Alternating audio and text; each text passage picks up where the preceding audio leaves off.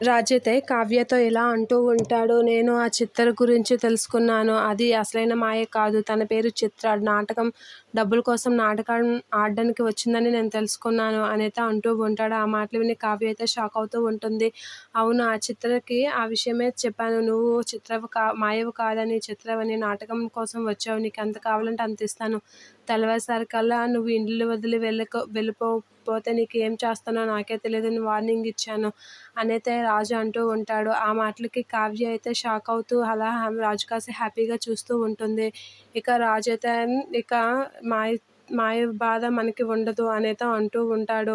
ఆ మాటలు వినగానే కావ్య షాక్ అవుతూ ఉంటుంది. ఇక చిత్ర అయితే తన కబోర్డ్‌లో బట్టలన్నీ సర్దుకుంటూ ఉంటుంది.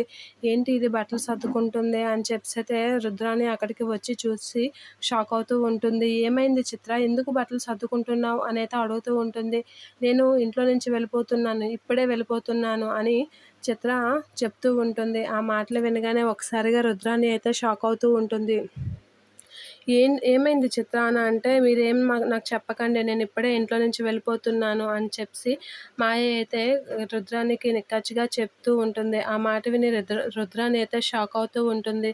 ఇంకేం నాకు చెప్పి ఇక్కడ ఉండడానికైతే ప్రయత్నించకండి అని మాయ చెప్పేసరికి రుద్రాని షాక్ అవుతూ ఉంటుంది.